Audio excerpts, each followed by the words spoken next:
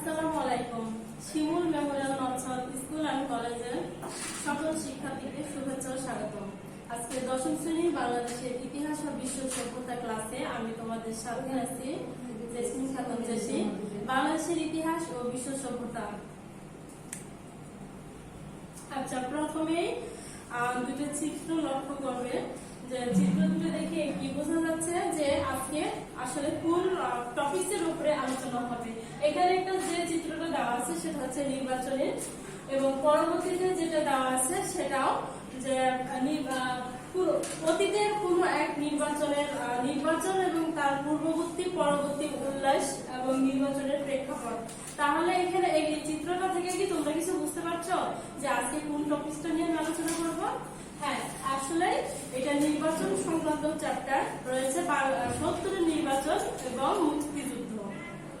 আচ্ছা, 70-এর নির্বাচন এবং মুক্তিযুদ্ধ কিভাবে, কখন, কোথায়, কেন হয়েছিল এবং এই নির্বাচনকে কেন্দ্র করে পরবর্তী প্রেক্ষাপট কেমন হয়েছিল সেটা আমরা দেখব। অধ্যায়ের নামটা জেনে নিই তাহলে। অধ্যায় 13, 70-এর নির্বাচন এবং মুক্তিযুদ্ধ। শিক্ষণফল। আজকের পাঠ শেষে তোমরা জানবে 1970 সালের নির্বাচনের প্রভাব বিশ্লেষণ করতে পারবে। মুক্তিযুদ্ধ পরিচালনায় অস্থায়ী সরকারের ভূমিকা বর্ণনা করতে পারবে। স্বাধীনতা ও বিশ্ব মানচিত্রে বাংলাদেশ বিষয়টি বিশ্লেষণ করতে পারবে।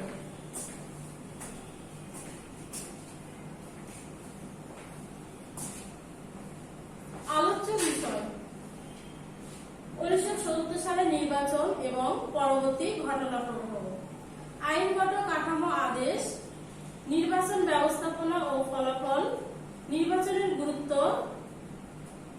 বঙ্গবন্ধু 7 মার্চের ভাষণ, 25 মার্চের গণহত্যা, মুক্তিযুদ্ধ ও স্বাধীনতা ঘোষণা, মুজিবনগর সরকার গঠন।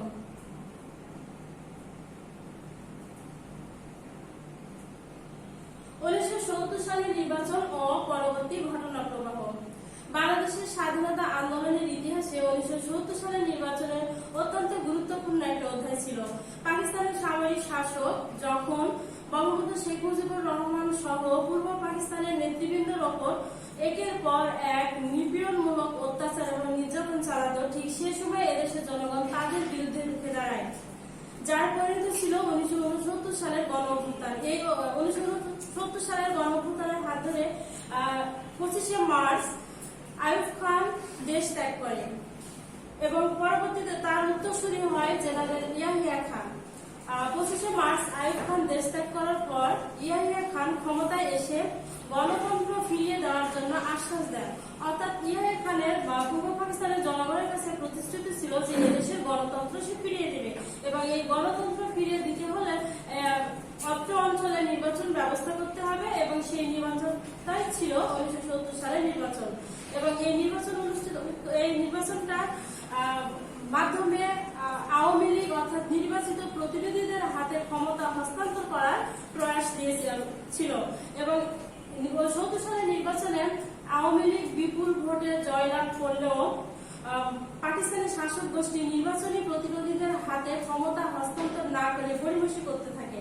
এক পর্যায়ে তারা ক্ষমতা ধরে রাখার জন্য বিভিন্ন কৌশল অবলম্বন করে এবং শেষ পর্যন্ত এদেশের নিরীহ মানুষের উপরে তারা আক্রমণ চালায়, হত্যাযজ্ঞ এবং বিভিন্ন ধরনের নিপীড়ন শুরু করে, যার জন্য বঙ্গবন্ধু শেখ মুজিবুর রহমানের নির্দেশে পূর্ব পাকিস্তানের মানুষ মুক্তি সংগ্রামে ঝাঁপিয়ে পড়ে এবং 1971 সালের 16 ডিসেম্বর বাংলাদেশ মুক্ত হয়, শত্রুর হাত থেকে দখলমুক্ত হয়।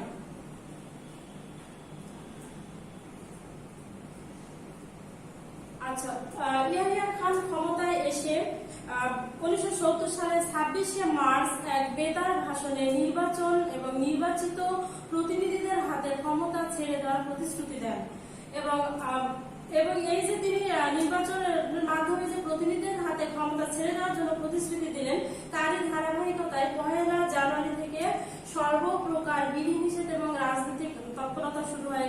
যত বিধিনিষেধ ছিল তাদের দিক থেকে সেগুলো তুলে নেওয়া হয় এবং রাজনৈতিক তৎপরতা শুরু হয়। রাজনৈতিক দলগুলোকে প্রকাশ্যে প্রচার পরিচালনার জন্য অনুমতি দেওয়া হয় এবং পরবর্তীতে 5 অক্টোবর জাতীয় পরিষদের নির্বাচন এবং 22 অক্টোবর প্রাদেশিক পরিষদের নির্বাচনের তারিখ ধার্য করা হলেও তারা দিন পিছাতে পিছাতে অবশেষে 7 ডিসেম্বর এবং 17 ডিসেম্বর নির্বাচনের তারিখ ধার্য করে। এরই মধ্যে 12 নভেম্বর পূর্ব পাকিস্তানের উপকূল অঞ্চলে ভয়াবহ ঘূর্ণিঝড় এবং জলোচ্ছ্বাস দেখা দেয় এবং যার জন্য সেখানে নির্বাচন সম্ভব হয় না। এই নির্বাচনটা অনুষ্ঠিত হয় 1971 সালের 17 জানুয়ারি।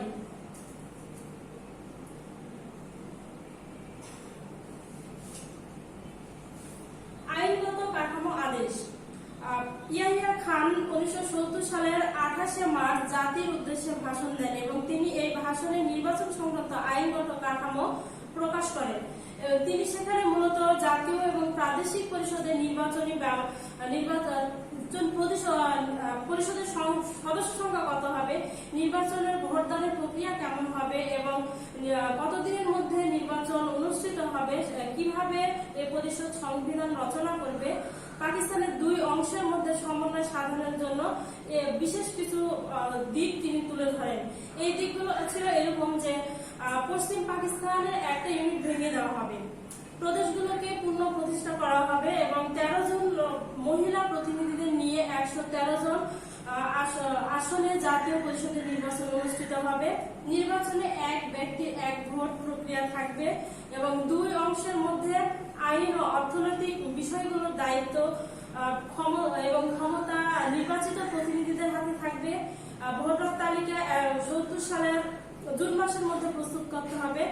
এই বিধিনিষেধগুলো তিনি নির্ধারণ করেন এবং তিনি আইনগত কাঠামো আদেশে এই লক্ষ্য করে এই ছকটা যে ছকে দেওয়া আছে জাতীয় ও প্রাদেশিক পরিষদের আসন বন্টন, কিভাবে তারা জাতীয় পরিষদের আসন সংখ্যা কত ছিল এবং প্রাদেশিক পরিষদের আসন সংখ্যা কত ছিল। আসলে এই আসনটা কেন, যে 70 সালের নির্বাচনকে সামনে রেখে যে নির্বাচনী ব্যবস্থাপনাটা ঠিক কেমন হবে। পূর্ব পাকিস্তানের সাধারণের মধ্যে ছিল 162 এবং মহিলা ছিল 7, টোটাল 169। এটা ছিল পূর্ব পাকিস্তানের জাতীয় পরিষদের আসন সংখ্যা এবং পশ্চিম পাকিস্তানের জাতীয় পরিষদের আসন সংখ্যা ছিল 138, 6, টোটাল ছিল 144 জন। এটা ছিল জাতীয় পরিষদের আসন সংখ্যা এবং প্রাদেশিক পরিষদে পূর্ব পাকিস্তানের সাধারণ আসন ছিল 300 এবং সংরক্ষিত মহিলা আসন ছিল 10, টোটাল কি হলো 310টি এবং পশ্চিম পাকিস্তানের সাধারণ আসন ছিল 300 এবং মহিলা আসন 11, টোটাল 311টি আসন। জাতীয় পরিষদের নির্বাচন এবং ইয়াহিয়া খান আইনগত কাঠামো আদেশটা মূলত ছিল সার্বভৌম এবং পার্লামেন্টের বদলে যে একটি দুর্বল রাজনৈতিক পার্লামেন্টের রূপরেখা তিনি তৈরি করেন। যে তিনি যে রূপরেখাটা তৈরি করেন এটা ছিল সম্পূর্ণই একটা দুর্বল রাজনৈতিক রূপরেখা এবং তিনি যে আইনগত কাঠামো আদেশটা দিয়েছিলেন এটা ছিল শুধুমাত্র পূর্ব পাকিস্তান অর্থাৎ পশ্চিম পাকিস্তানের স্বার্থ উদ্ধারের জন্য। এবং ইয়াহিয়া খান ক্ষমতায় এসে তিনি যে রাজনৈতিক দলগুলো তার পূর্বে পূর্ব পাকিস্তানের রাজনৈতিক দলগুলোর সমালোচনা করে এবং তারা এই আদেশটাকে এই আইনগত কাঠামোর এই আদেশটাকে অগণতান্ত্রিক ব্যবস্থা বলে তারা আখ্যায়িত করে এবং অর্থাৎ পূর্ব পাকিস্তানের জনগণ দাবি জানায় যে তার আইনগত যে কাঠামো আদেশটা তিনি তৈরি করেছেন সেটা ছিল পুরোটাই অগণতান্ত্রিক এবং অব্যবস্থাপনার একটা শামিল মাত্র।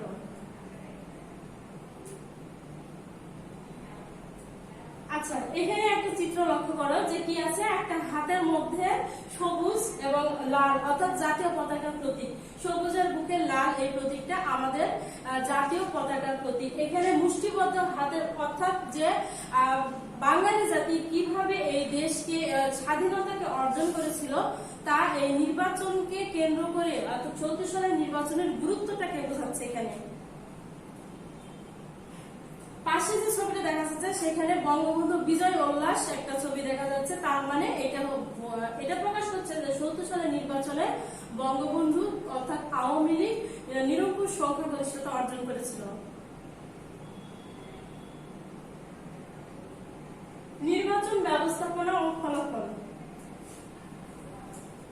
1969 সালের 2রা জুলাই ইয়াহিয়া খানের ঘোষণা অনুযায়ী নির্বাচন কমিশন গঠন করা হয় এবং ভোটার তালিকা প্রস্তুত করে ভোটার তালিকাটা প্রস্তুত করা হয় সেখানে ক্ষুদ্র নৃগোষ্ঠী অধিবাসীদেরও এর অন্তর্ভুক্ত করা হয় এবং অর্থাৎ যারা ক্ষুদ্র নৃগোষ্ঠীর অধিবাসীরা তারা এই নির্বাচনে অংশগ্রহণ করতে পারে সেই ব্যবস্থাটা করা হয়। এবং এই নির্বাচনে অংশগ্রহণকারী রাজনৈতিক দলগুলোর মধ্যে ছিল মোট 181 জন প্রার্থী অংশ নেয় এবং এই অন্যান্য দলগুলোর মধ্যে আওয়ামী লীগের প্রতীক ছিল নৌকা এবং নির্বাচনে অংশগ্রহণকারী রাজনৈতিক দলগুলোর মধ্যে ছিল নিখিল পাকিস্তান কেন্দ্রীয় জামিয়াতুল উলেমা নেজামে ইসলাম ইসলামী গণতন্ত্রী দল, জামাতে ইসলামী পাকিস্তান ডেমোক্রেটিক দল, পাকিস্তান মুসলিম লীগ এবং পাকিস্তান মুসলিম লীগ কায়ু প্রভৃতি দলগুলো এই নির্বাচনে অংশগ্রহণ করে। ফলাফল 1970 সালের নির্বাচনে আওয়ামী লীগ 162টি আসনের মধ্যে 160টি আসন লাভ করে এবং 160টি আসন আওয়ামী লীগ, এটা ছিল আওয়ামী লীগের পূর্ব পাকিস্তানের আওয়ামী লীগ অর্থাৎ পূর্ব পাকিস্তানের জনগণ পশ্চিম পাকিস্তানিদেরকে তাদের শাসন ক্ষমতায় চায় না, এটা ছিল তাদের একটা প্রমাণ। এবং 160টি আসনের মধ্যে 162 আসনের মধ্যে 160টি আসন জয়লাভ করা আওয়ামী লীগের জন্য এটা ছিল একটা নিরঙ্কুশ সংখ্যাগরিষ্ঠতা, অর্থাৎ একছত্র পূর্ব পাকিস্তানের আধিপত্যের একটা সামিল। 1970 সালে এছাড়াও সংরক্ষিত মহিলা আসন সহ 167টি জাতীয় পরিষদ এবং প্রাদেশিক পরিষদের সংরক্ষিত মহিলা আসন ছিল 310টি, যার মধ্যে 298টি পেয়ে সংখ্যাগরিষ্ঠতা অর্জন করে আওয়ামী লীগ।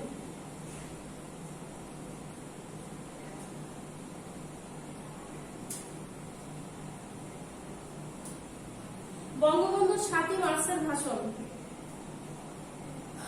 1970 সালের নির্বাচনে সামরিক সরকার নির্বাচিত প্রতিনিধিদের হাতে পাকিস্তানের রাজনৈতিক অঙ্গন হাতে যে ক্ষমতা ছেড়ে দেওয়ার জন্য একটা প্রতিশ্রুতি দিয়েছিলেন এবং সেটা হস্তান্তর না করার জন্য পাকিস্তানের রাজনৈতিক অঙ্গনে দেখা দেয় নানা ধরনের অস্থিরতা এবং সৃষ্টি হয় বহু বিভেদ এবং উভয় অংশের মধ্যে দ্বন্দ্ব এবং বিভেদ তৈরি হয়। সারা দেশের নানা রকম উদ্বেগ এবং উৎকণ্ঠার মধ্যে দিয়ে বঙ্গবন্ধু 7 মার্চ জাতির জন্য তিনি ছিল 7 মার্চের ভাষণটা ছিল আসলে জাতির জন্য একটা সুস্পষ্ট দিক নির্দেশনা এবং অনেক বাধা নিষেধ উপেক্ষা করে বঙ্গবন্ধু 7 মার্চ তৎকালীন রেসকোর্স ময়দানে লক্ষ লক্ষ জনতার মাঝে উপস্থিত হন এবং তিনি সমাবেত উপস্থিত জনতার মাঝে যে ভাষণ দেন তা ইতিহাসে খ্যাত হয়ে আছে এবং এই ভাষণটা ছিল মাত্র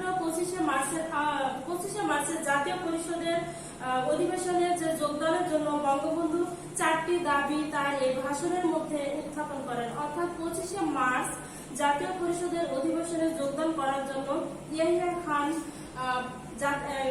বৈঠক ডেকেছিলেন এবং সেখানে তিনি উপস্থিত হওয়ার জন্য এই 4টা শর্ত ছিল যে এই 4টা দাবি তিনি উপস্থাপন করেন এবং দাবিগুলো ছিল এরকম যে চলমান সামরিক আইন প্রত্যাহার করতে হবে, যে ইয়াহিয়া খান যে সামরিক আইন চলমান রেখেছিলেন সেটা প্রত্যাহার না করলে 25শে মার্চ জাতীয় পরিষদের নির্বাচনে আওয়ামী লীগ অংশগ্রহণ করবে না, সৈন্যদের ব্যারাকে ফিরিয়ে নিতে হবে, এছাড়া নির্বাচিত প্রতিনিধিদের হাতে ক্ষমতা হস্তান্তর করতে হবে।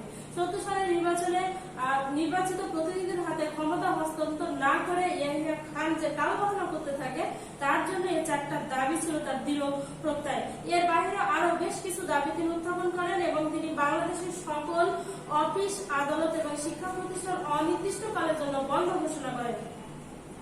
এই সমাবেশে সামরিক সরকারের কড়া নজর ছিল এবং বঙ্গবন্ধু স্বাধীনতা ঘোষণা করলে ব্যাপক ধ্বংসযজ্ঞ চালাতে পারে বা ধ্বংসযজ্ঞ চালানো হবে, তাই কৌশলগতভাবে তিনি প্রত্যক্ষভাবে ঘোষণা না দিয়ে পরোক্ষভাবে স্বাধীনতার ঘোষণা দিয়েছিলেন।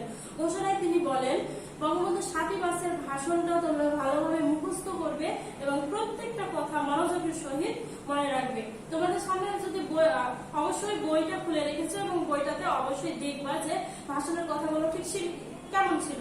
আসলে এরকম ছিল যে প্রত্যেক গ্রাম এবং মহল্লায় আওয়ামী লীগের নেতৃত্বে সংগ্রাম পরিষদ গড়ে তোলো এবং তোমাদের যা কিছু আছে তাই নিয়ে প্রস্তুত থাকো, তাহলে প্রত্যেক গ্রাম এবং মহল্লায় সংগ্রাম পরিষদ গড়ে তুলতে হবে এবং যার কাছে যা কিছু আছে সংগ্রাম পরিষদটা গড়ে তুলবে কোন রাজনৈতিক দলের ছত্রছায়ায়? আওয়ামী লীগের। এবং যার কাছে যা কিছু আছে তাই নিয়ে প্রস্তুত থাকবে। কিসের জন্য প্রস্তুত থাকবে? বঙ্গবন্ধু এটা ছিল আসলে প্রস্তুত থাকাটা বলতে এরকম ছিল যে তিনি স্বাধীনতার ঘোষণাই দিচ্ছেন, সেটা প্রত্যক্ষ ছিল না, পরোক্ষ ছিল। যার জন্য এছাড়া আরো ছিল যে তোমাদের কাছে যা কিছু আছে তাই নিয়ে প্রস্তুত থাকবে এবং মনে রাখবা যে রক্ত যখন দিয়েছি রক্ত আরো দিব এবং এবার এদেশের মানুষকে মুক্ত করে ছাড়বো ইনশাল্লাহ। এছাড়াও এরকম ছিল কথার মধ্যে যে এবারের সংগ্রাম মুক্তির সংগ্রাম, এবারের সংগ্রাম স্বাধীনতার সংগ্রাম।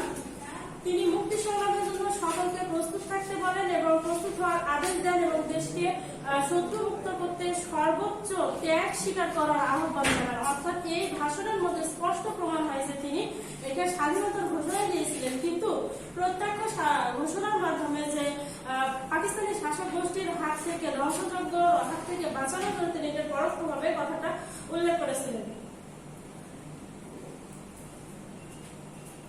আচ্ছা, 2017 সালে জাতির পিতা এটা ছিল। আচ্ছা, বঙ্গবন্ধুর ভাষণটাকে তিনি এত বজ্রকণ্ঠ এবং ভাষণের মধ্যে এত বলিষ্ঠ কথা তিনি উল্লেখ করেন, যার জন্য ইতিহাস বাংলাদেশ বেতার এই ভাষণটাকে বজ্রকণ্ঠ নামে প্রচার করতে থাকে এবং যা বাঙালি স্বাধীনতা সংগ্রামকে অনুপ্রাণিত করে। 2017 সালে জাতির পিতা বঙ্গবন্ধু শেখ মুজিবুর রহমানের 1971 সালে 7ই মার্চের এই ঐতিহাসিক ভাষণকে বিশ্বের প্রামাণ্য ঐতিহ্যের স্বীকৃতি হিসাবে জাতিসংঘের শিক্ষা বিজ্ঞান এবং সংস্কৃতি সংস্থা ইউনেস্কো ভাষণটি গুরুত্বপূর্ণ প্রামাণ্য ঐতিহ্য সংরক্ষণের জন্য memory of the world international heritage রেজিস্টারে অন্তর্ভুক্ত করে। অর্থাৎ এটা বিশ্ব ঐতিহ্য প্রামাণ্য ঐতিহ্য হিসেবে এই ভাষণটাকে রাখা হয় এবং এ পর্যন্ত স্বীকৃত ইউনেস্কো কর্তৃক স্বীকৃত এবারেই প্রথম বঙ্গবন্ধু 7ই মার্চের ভাষণটাই প্রথম ছিল পাণ্ডুলিপিবিহীন এবং অলিখিত এমন কোন ভাষণকে ঐতিহ্যের স্বীকৃতি দিল ইউনেস্কো।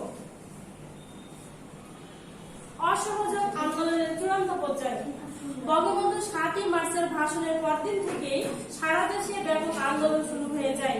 তার নির্দেশে অনুসারে দেশে স্কুল কলেজ অফিস আদালত কলকারখানা সব বন্ধ হয়ে যায়। বিক্ষুব্ধ জনতা পাকিস্তানি বাহিনীর সদস্যদের বিভিন্ন স্থানে প্রতিরোধ করতে থাকে এবং তারা বঙ্গবন্ধুর নির্দেশে সকল খাজনা ট্যাক্স আদায় বন্ধ হয়ে যায়। এমন পরিস্থিতিতে ইয়াহিয়া খান টিক্কা খানকে পূর্ব পাকিস্তানের গভর্নর নিয়োগ করেন এবং 10ই মার্চ সরকার এক সামরিক আদেশ জারি করে সকল কর্মকর্তা কর্মচারীদেরকে কর্মস্থলে যোগ দেওয়ার জন্য নির্দেশ দেন।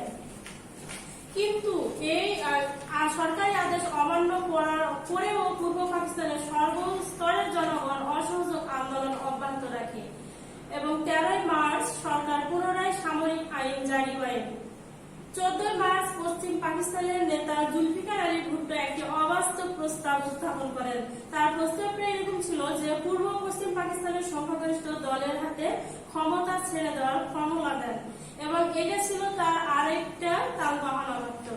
তবে বঙ্গবন্ধু এই ধরনের কথার কোনো গুরুত্ব না দিয়ে ওই দিনই 35 দফা ভিত্তিক দাবিনামা জারি করেন এবং সেখানে আন্দোলন চালিয়ে যাওয়ার জন্য জনসাধারণকে দিক নির্দেশনা দিয়ে দেন।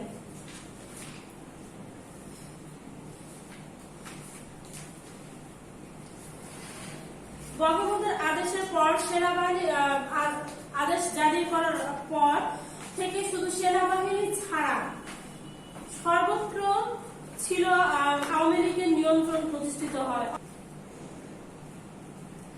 আচ্ছা, কি ছিল যে বঙ্গবন্ধু সকল কর্মকর্তা কর্মচারীদেরকে আন্দোলন চালিয়ে যাওয়ার জন্য নির্দেশ দেন এবং বঙ্গবন্ধুর এই নির্দেশ পাওয়ার পর শুধুমাত্র সেনাবাহিনী ছাড়া সর্বত্র আওয়ামী লীগের নিয়ন্ত্রণে চলে আসে।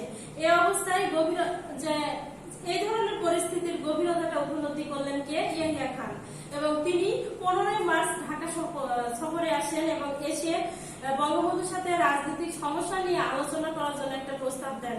বঙ্গবন্ধু আলোচনার জন্য রাজি হলেন কিন্তু অসহযোগ আন্দোলন প্রত্যাহার করলেন না। 16ই মার্চ ইয়াহিয়া মুজিব আলোচনা শুরু হয় এবং 22শে মার্চ হঠাৎ জুলফিকার আলী ভুট্টো ঢাকায় আসেন এবং আলোচনায় অংশ নেন।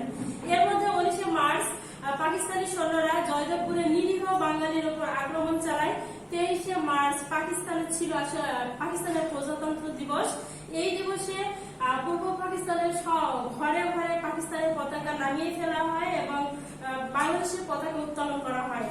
24 মার্চ আওয়ামী লীগের নেতৃবৃন্দ সংকট নিরসনের জন্য চেষ্টা করে, কিন্তু আলোচনা অসমাপ্ত রেখেই 25 মার্চ ইয়াহিয়া খান গোপনে ঢাকা ত্যাগ করেন এবং তার আগে তিনি ঢাকা ত্যাগ করার আগেই পাকিস্তানি বাহিনীকে নিরস্ত্র বাঙালির ওপর আক্রমণ চালানোর জন্য নির্দেশ দিয়ে যান।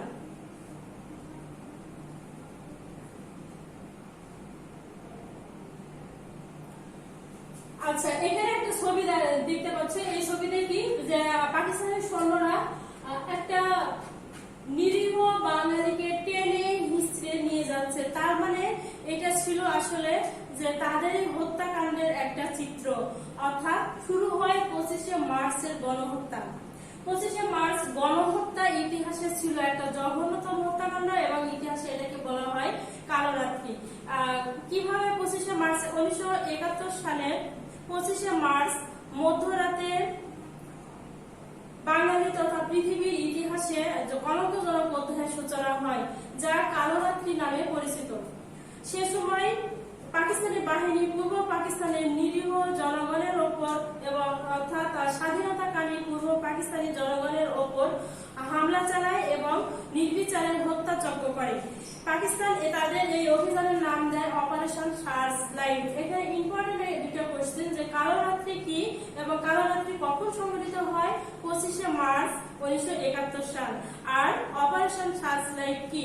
অপারেশন সার্চ লাইট হলো 1971 সালের 25 মার্চ পাকিস্তানি সৈন্যবাহিনী নিরীহ বাঙালি জনগণের ওপর যে হত্যাযজ্ঞ এবং পাশবিক নির্যাতন চালায়, সেটাই ছিল অপারেশন সার্চ লাইট। 18 মার্চ টিক্কা খান ও রাউফ ফরমান আলী অপারেশন সার্চ লাইট বা বাঙালির ওপর নৃশংস হত্যাকাণ্ড পরিচালনার নীল নকশা তৈরি করেন। তাহলে এখানে যে অপারেশন সার্চ লাইট পরিচালনার নীল নকশা তৈরি করেন কে?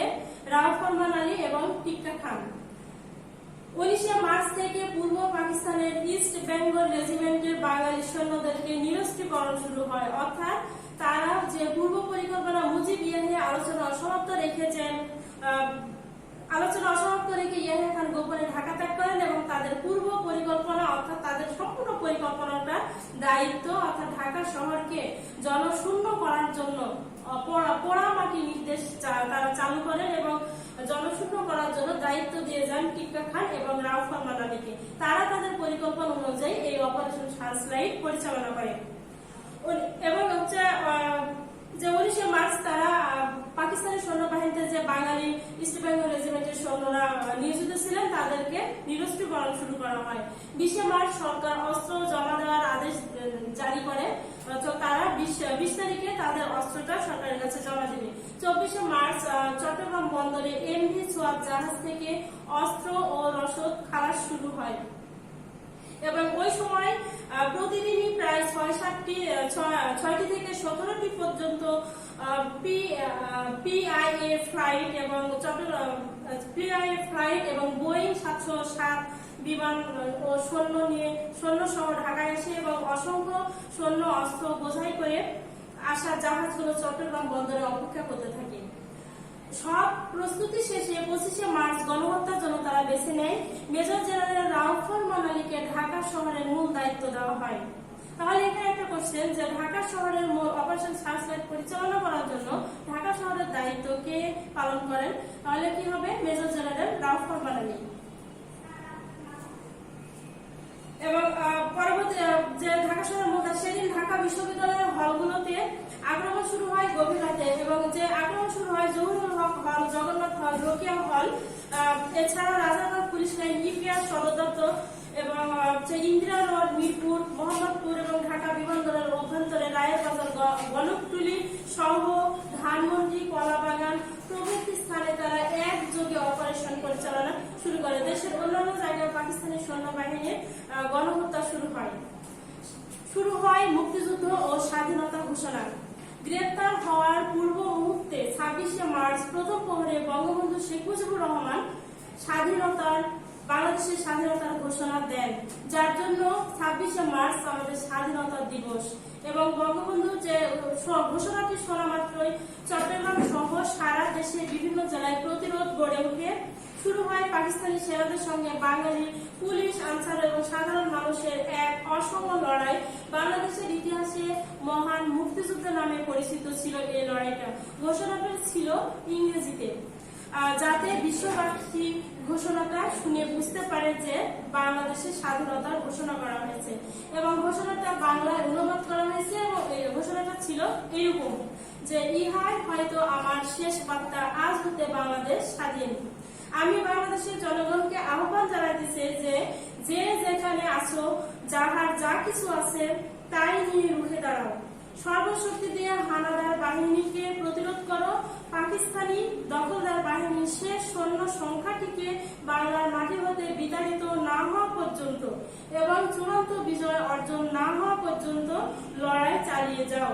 এই বঙ্গবন্ধুর দুইটা ভাষণ, 7 মার্চের ভাষণ এবং স্বাধীনতা 25শে মার্চ মধ্যরাত অর্থাৎ 26শে মার্চের প্রথম প্রহরের স্বাধীনতার এই ঘোষণাটা অবশ্যই তোমরা মনোযোগ সহকারে পড়বা এবং বুঝে বুঝে এটা আয়ত্ত করবা।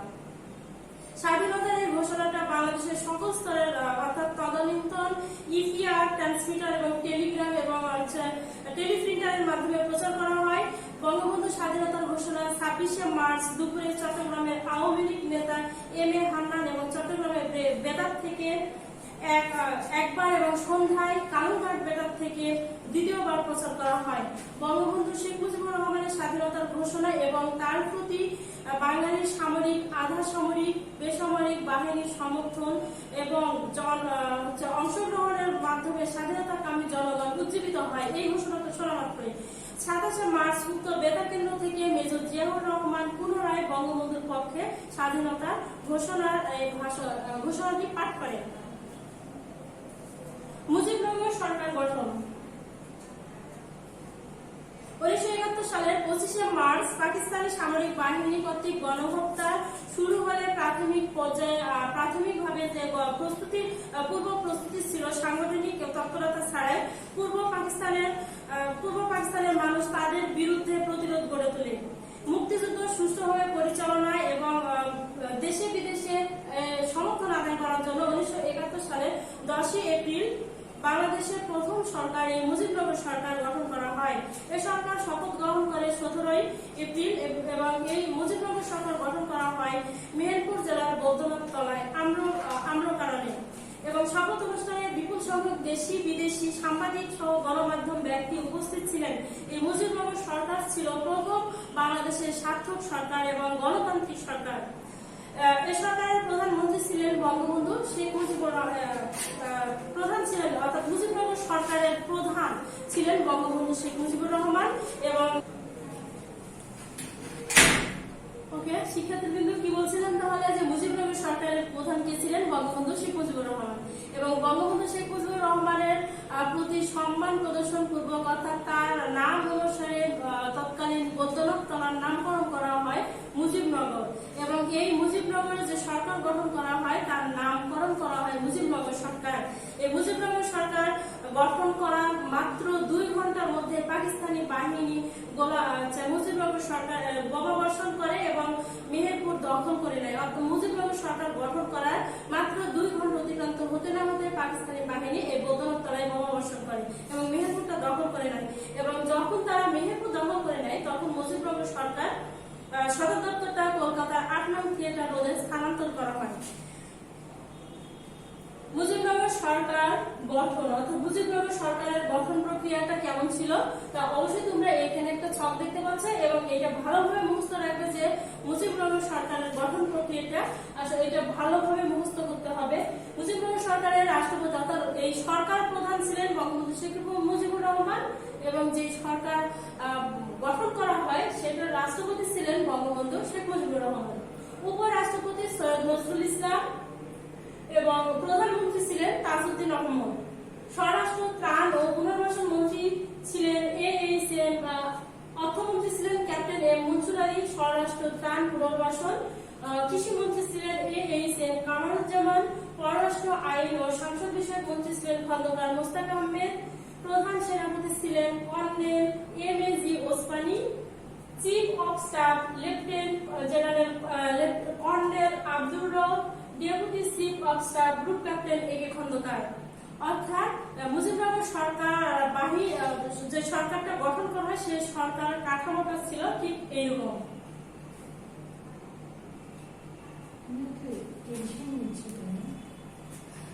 ওকে, আজকে ছিল আমাদের আলোচনা এ পর্যন্তই।